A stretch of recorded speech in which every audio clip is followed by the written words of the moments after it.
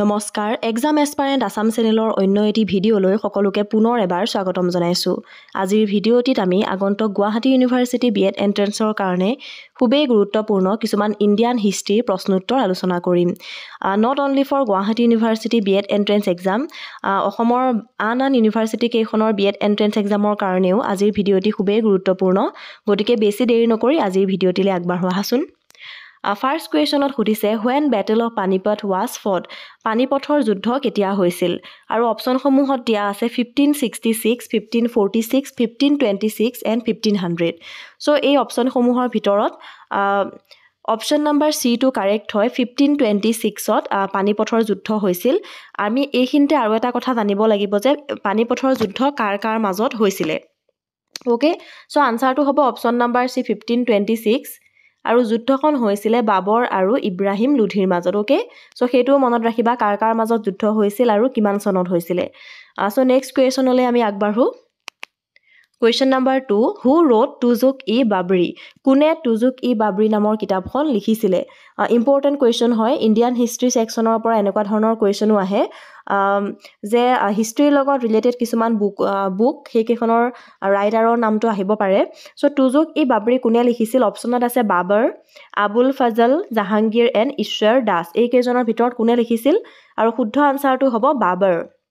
চ' তুজুক-ই-বাবৰিখন হৈছে বাবৰৰ এখন অট'বায়'গ্ৰাফি হয়। বাবৰে নিজৰ জীৱনৰ বিষয়ে লিখিছিল। বাবৰ নামা বুলিও কয় ইয়াক। গতিকে সেইটোও মনত ৰাখিব লাগিব, কেতিয়াবা নামটো বেলেগকৈ আহিব পাৰে। আৰু চ' আমি গম পালোঁ যে তুজুক-ই-বাবৰি নামৰ যিখন কিতাপ আছিল সেইখন কোনে লিখিছিল? বাবৰে লিখিছিল। অ'কে, চ' নেক্সট কুৱেশ্যনলৈ আগবাঢ়ো। Question number 3, which of the following was related to black hole tragedy? So' তলৰ কোনজন নৱাব বা ৰজা ব্লেক হোল ট্ৰেজেডিৰ লগত জড়িত? আৰু অপশ্যনসমূহ হৈছে চুজাউদ্দিন, সৰফৰাজ খান, চিৰাজ-উদ-দৌলা এণ্ড মীৰ কাছিম। এইকেইজনৰ ভিতৰত ব্লেক হোল ট্ৰেজেডিৰ লগত কোনজন জড়িত? চ' ব্লেক হোল ট্ৰেজেডি হৈছে এনেকুৱা এটা পৰিঘটনা আমাৰ ভাৰতীয় ইতিহাসৰ, য'ত এটা সৰু ঘৰত বা সৰু ৰুম এটাত বহু সংখ্যক ইংৰাজ বা ব্ৰিটিছ লোকক সুমুৱাই ৰখা হৈছিল আৰু বহুতৰে মৃত্যু হৈছিল তাৰ ফলত। সেইকাৰণে সেইটোক কয় ব্লেক হোল ট্ৰেজেডি। চ' এইটোৰ বিষয়ে আমি সবিশেষ ইমান ডিটেইলছত জানিব নালাগে, কিন্তু কোনজন ৰজাৰ দিনত হৈছিলে সেইটো জানিব লাগিব। চ' অপশ্যনসমূহ কি আছে? চুজাউদ্দিন, সৰফৰাজ খান, চিৰাজ-উদ-দৌলা এণ্ড মীৰ কাছিম। আৰু শুদ্ধ উত্তৰটো হৈছে চিৰাজ-উদ-দৌলা। অ'কে, চ' চিৰাজ-উদ-দৌলাৰ দিনত এই ঘটনাটো হৈছিলে ব্লেক হোল ট্ৰেজেডি। এটা ৰুমতে বহু সংখ্যক ব্ৰিটিছক সুমুৱাই দিয়া হৈছিলে, যাৰ ফলত বহুকেইজন ব্ৰিটিছ মৃত্যুমুখত পৰিছিল। চ' সেইকাৰণে ব্লেক হোল ট্ৰেজেডি কয়। চ' এইটো মনত ৰাখিবা, চিৰাজ-উদ-দৌলাৰ শাসনত এই ঘটনাটো ঘটিছিল। কুৱেশ্যন নাম্বাৰ 4লৈ আমি আগবাঢ়ো। কুৱেশ্যন নাম্বাৰ 4, হু ইন্ট্ৰডিউচ ছাবচিডিয়াৰী এলায়েন্স? চ' ছাবচিডিয়াৰী এলায়েন্স কোনে ইন্ট্ৰডিউচ কৰিছিল? চ' ছাবচিডিয়াৰী এলায়েন্স কি আছিলে সেইটো আমি জানিব লাগিব। ছাবচিডিয়াৰী এলায়েন্স হৈছে আমাৰ এটা ব্ৰিটিছে পলিচি উলিয়াইছিল, যাৰ জৰিয়তে ইণ্ডিয়ান যিবিলাক ৰুলাৰ আছিলে তেওঁলোকে ইণ্ডিপেণ্ডেণ্ট আৰ্মি ৰাখিব নোৱাৰিছিল। আৰু এই হিষ্ট্ৰী যিবিলাক কুৱেশ্যন আছে এইবোৰ ক্লাছ 9-10 লেভেলৰ, 8-9-10 লেভেলৰ হিষ্ট্ৰী কুৱেশ্যন হয়। গতিকে বিএড এণ্ট্ৰেন্সত অহাৰ খুবেই চান্স আছে। আগতেও এনেধৰণৰ প্ৰশ্ন আহিছে, গতিকে ভালকৈ পাৰিলে নোট ডাউন কৰি ল'বা। চ' ছাবচিডিয়াৰী এলায়েন্স হৈছে এনেকুৱা এটা পলিচি য'ত ব্ৰিটিছে এটা ৰুল উলিয়াইছিল যে ইণ্ডিয়ান ৰুলাৰবিলাকে কোনো ইণ্ডিপেণ্ডেণ্ট আৰ্মি ৰাখিব নোৱাৰিব, আৰু যেতিয়া প্ৰয়োজন হ'ব তেতিয়া ব্ৰিটিছৰ পৰা তেওঁলোকে আৰ্মি আনিব লাগিব, আৰু তাৰ কাৰণে তেওঁলোকে ৰেণ্ট দিব লাগিব ব্ৰিটিছক। অ'কে, চ' তেনেকুৱা এটা পলিচি আছিলে, সেইটো ভালকৈ চাই ল'বা তোমালোকে। কিন্তু এতিয়া প্ৰশ্নটো হৈছে যে কোনে আনিছিলে এই পলিচিটো, কোনে ইন্ট্ৰডিউচ কৰিছিলে? ইয়াৰ উত্তৰ হ'ব লৰ্ড ৱেলেচি। অ'কে, চ' লৰ্ড ৱেলেচিয়ে কি কৰিছিল? ছাবচিডিয়াৰী এলায়েন্স নামৰ পলিচি এটা আনিছিলে। অ'কে, মনত ৰাখিবা। আমি কুৱেশ্যন নাম্বাৰ 5লৈ আগবাঢ়ো। Who was the first governor general of India? ভাৰতৰ প্ৰথমজন গভৰ্ণৰ জেনেৰেল কোন আছিলে? অপশ্যনসমূহত আছে lord Dalhousie, lord William Bentinck, lord Amherst and lord Hastings. So' এইকেইজনৰ ভিতৰত কোনজন হৈছে ভাৰতৰ প্ৰথমজন গভৰ্ণৰ জেনেৰেল? উত্তৰটো হ'ব lord William Bentinck. Okay, so' lord William Bentinck হৈছে প্ৰথমজন গভৰ্ণৰ জেনেৰেল। চ' ইয়াতে আমি অপশ্যন নাম্বাৰ এটো যদি চাওঁ, তাত দিয়া আছে লৰ্ড ডেলহাউজি। লৰ্ড ডেলহাউজি এটা বিখ্যাত পলিচিৰ লগত জড়িত। পলিচিটো কি হয় মনত আছেনে বাৰু? সেইটো হৈছে doctrine of lapse. Okay, doctrine of lapse. আৰু এই ডক্ট্ৰাইন অফ লেপছৰ কাৰণে ঝান্সীৰ ৰাণীয়ে যুদ্ধ কৰিব লগা হৈছিলে, যাৰ জৰিয়তে কোৱা হয় যে যদি নিজৰ সন্তান নাথাকে ৰজাজনৰ, তেতিয়াহ'লে এডপ্টেড ছানে কেতিয়াও সিংহাসন নাপায়। চ' সেইটো পলিচি আছিলে ডক্ট্ৰাইন অফ লেপছ, সেইটো আনিছিল লৰ্ড ডেলহাউচি। আৰু আমাৰ প্ৰথমজন গভৰ্ণৰ জেনেৰেল কোন আছিলে? Lord William Bentinck. অ'কে, সেইটো কথা মনত ৰাখিবা, লৰ্ড উইলিয়াম বেণ্টিক হৈছে ইয়াৰ correct answer. So' question number 6, who was popularly known as father of local self-government? চ' তলৰ কোনজন ব্যক্তিক father of local self government বুলি জনা যায়? অপশ্যন হৈছে Mahatma Gandhi, Jawaharlal Nehru, lord Ripon and lord Minto. আৰু ইয়াৰ শুদ্ধ উত্তৰটো হৈছে লৰ্ড ৰিপন। আগতে বহুতবাৰ এই প্ৰশ্নটো আমি আলোচনা কৰিছোঁ, গতিকে যিসকলে আগতেও চাইছে ইণ্ডিয়ান হিষ্ট্ৰীৰ ভিডিঅ'সমূহ, তেওঁলোকে হয়তো ইয়াৰ আনচাৰটো পাৰিব। লৰ্ড ৰিপন হৈছে father of local self government.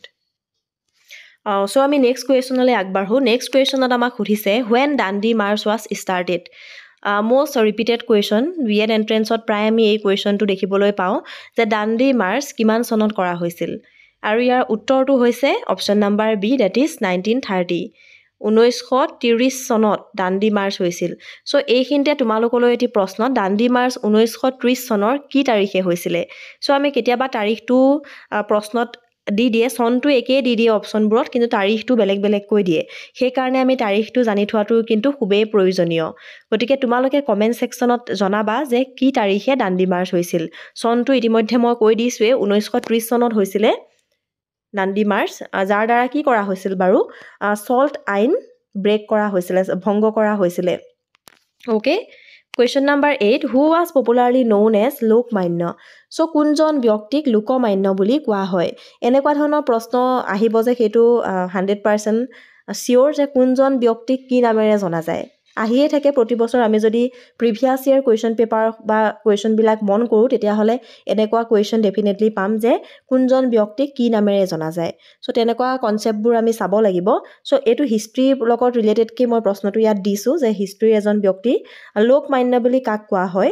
Option হৈছে বাল গংগাধৰ তিলক, বিপিন চন্দ্ৰ পাল, দাদাভাই নাওৰোজী এণ্ড এনি বেচেণ্ট। চ' এইকেইজনৰ ভিতৰত কাক লোকমান্য বুলি কোৱা হয়? উত্তৰ হৈছে বাল গংগাধৰ তিলক। চ' অপশ্যন নম্বৰ এটো ইয়াত শুদ্ধ হ'ব, বাল গংগাধৰ তিলকক লোকমান্য বুলি কোৱা হয়। নেক্সট কুৱেশ্যন নম্বৰ 9, হু ৰোট অৰ্থশাস্ত্ৰ। একদম সহজ প্ৰশ্ন হয়, কোনে অৰ্থশাস্ত্ৰ লিখিছিল? মই আগতেও বহুতবাৰ কৈছোঁ বুকছ এণ্ড আথৰ্ছৰ ওপৰত কুৱেশ্যন আহিব, আৰু এইকেইটা কুৱেশ্যন প্ৰায় ৰিপিট হৈ থাকে, সেইকাৰণে মই ইয়াত প্ৰভাইড কৰিছোঁ। অৰ্থশাস্ত্ৰ কোনে লিখিছিল? অপশ্যনত আছে কৌটিল্য, ব্ৰহ্মগুপ্ত, কালহানা এণ্ড অশোকা। চ' কৌটিল্যই লিখিছিল অৰ্থশাস্ত্ৰ, যাৰ আন এটা নাম হৈছে কি? চাণক্য। মনত ৰাখিবা, চাণক্য, কৌটিল্য আৰু বিষ্ণুগুপ্ত একেজন মানুহৰে নাম। তেওঁ কি লিখিছিল? এখন বিখ্যাত কিতাপ যিখনৰ নাম হৈছে অৰ্থশাস্ত্ৰ। অ'কে, চ' কেনেকৈ এখন দেশ শাসন কৰিব লাগে, এডমিনিষ্ট্ৰেটিভ ৰুল কিছুমান লিখিছিল, ইকনমিক কিছুমান ৰুল লিখিছিল, গতিকে অৰ্থশাস্ত্ৰ লিখিছিলে কৌটিল্যই। চ' কালহানাই বাৰু কি লিখিছিল মনত আছেনে? সেইটো হৈছে ৰাজতৰংগিনী। আৰু ৰাজতৰংগিনী কিতাপখনত কি পোৱা যায়? আমাৰ অসমৰ কামৰূপৰ এগৰাকী ৰাজকুমাৰীক অমৃতপ্ৰভা কাশ্মীৰলৈ বিয়া দিছিল। সেই যিটো ইনফৰমেশ্যন সেইটো আমি কালহানাৰ ৰাজতৰংগিনী কিতাপখনত পাওঁ। অ'কে, মনত ৰাখিবা।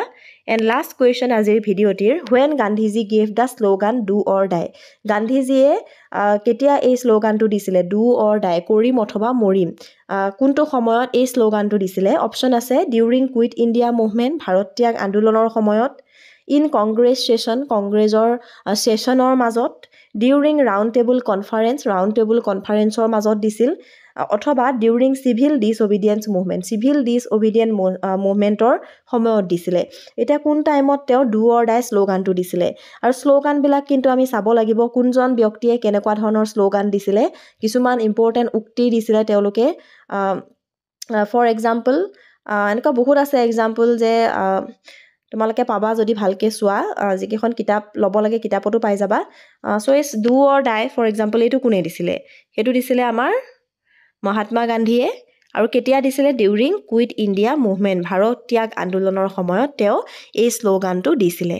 অ'কে, চ' আজিৰ ইমানখিনিয়ে কুৱেশ্যন আছিল এতিয়া মই এটা ইম্পৰ্টেণ্ট কথা এইখিনিতে আলোচনা কৰিম সেইটো হৈছে অতিকৈ ভাল খবৰ বহুতেই মোক আগৰ পৰা কমেণ্ট কৰি আছিল যে অফলাইন কোৰ্চ প্ৰভাইড কৰিব লাগে BEd এণ্ট্ৰেন্স এক্সামৰ সেইকাৰণেই যিহেতু মই বহুত দিন ভিডিঅ' দিব পৰা নাছিলোঁ বিশেষ কাৰণত কাৰণ ময়ো যিহেতু ৱৰ্কিং হয় সেইবোৰ কামতো ব্যস্ত থাকিব লাগে গতিকে ভিডিঅ' আকাৰে প্ৰভাইড কৰিবলৈ মোৰ অকণমান অসুবিধা হয় কিছু ক্ষেত্ৰত গতিকে আৰু বহুতেই কৈ আছিলে যে অফলাইন ক্লাছ লাগে BEd এণ্ট্ৰেন্সৰ কাৰণে যিহেতু আজিকালি BEd এণ্ট্ৰেন্সটো যথেষ্ট টাফ হয় বহুত হাৰ্ড লেভেলৰ কুৱেশ্যন কিছুমান অহা দেখা যায় যাৰ কাৰণে আমি ওপৰে যদি বস্তুবোৰ পঢ়োঁ তেতিয়াহ'লে কিন্তু এক্সামটোত ভাল মাৰ্কছ এটা পাবলৈ সক্ষম নহওঁ অলপ ডিটেইলছ আৰু ডিপ ষ্টাডি কৰিব লাগিব সেইকাৰণে সেই সকলোবোৰ কথা আগত ৰাখিয়ে আমি এটা ডিচিশ্যন লৈছোঁ সেইটো হৈছে এটা অফলাইন ক্ৰেছ কোৰ্চ আগবঢ়াইছোঁ নগাঁৱত হয়তো সকলোৰে সুবিধা হ'ব নগাঁৱত কাৰণে চ' যদিহে তোমালোকে এই ক্ৰেছ কোৰ্চটো ল'ব বিচৰা তেতিয়াহ'লে ইয়াত স্ক্ৰীনত এটা নাম্বাৰ মেনশ্যন কৰি দিছোঁ মই এই নাম্বাৰটোত কণ্টেক্ট কৰিবা চাওঁ মই ইয়াৰ জৰিয়তে যিমানখিনি পাৰোঁ আমি চিলেবাছ কভাৰ কৰিম যি টপিক আছে ফৰ এক্সাম্পল জেনেৰেল যিখিনি নলেজৰ যিখিনি বিষয় আছে সেইখিনিতে বহুত সময় লাগি যাব বিকজ তাত বহুত বেছি ভাষ্ট চিলেবাছ হয় জেনেৰেল নলেজৰ আৰু ইংলিছৰ এটা টপিক আছে ইংলিছ আছে ছেকশ্যন এটো আমাৰ ইংলিছ হয় টেন্স ভকেবুলাৰী সেইবোৰতো কিছু সময় লাগে যিটো অনলাইন ইমান ডিটেইলছত হয়তো বুজিবলৈ অলপ দিগদাৰ হয় গতিকে বহুতে আগৰ পৰা মোক এই বিষয়ে কৈ আছিলে যে অফলাইন ক্লাছ লাগে চ' যাৰ অনলাইন কোৰ্চ কৰিবলৈ সুবিধা হয় নগাঁৱতে আৰু যিসকলে কৰিব বিচাৰে এই নাম্বাৰটোত কাইণ্ডলি কণ্টেক্ট কৰিব পাৰে তেতিয়াহ'লে সবিশেষ কোৰ্চটোৰ বিষয়ে জানিব পাৰিব ঠিক আছে আৰু চ' কমেণ্ট কৰিবা যিসকলক লাগে আজিৰ ভিডিঅ'টিৰ তলত কমেণ্ট কৰি দিলেই হ'ল আৰু এই নাম্বাৰটোত হোৱাটছএপো কৰিব পাৰা অথবা সেই নাম্বাৰটোত তোমালোকে ফোনো কৰিব পাৰা অ'কে চ' এইখিনিয়ে আছিল ভিডিঅ'টিত যদি চাই ভাল লাগিল লাইক এটা কৰি দিবা লগৰ বন্ধুবৰ্গলৈ শ্বেয়াৰ কৰি দিবা আৰু যদি আমাৰ চেনেলত আজি প্ৰথমবাৰৰ কাৰণে আহিছে তেনেহ'লে প্লিজ চেনেলটি ছাবস্ক্ৰাইব কৰি দিবা আৰু কমেণ্ট কৰি জনাবলৈ নাপাহৰিবা ভিডিঅ'টি চাই কেনেকুৱা লাগিল থেংক ইউ ছ' মাছ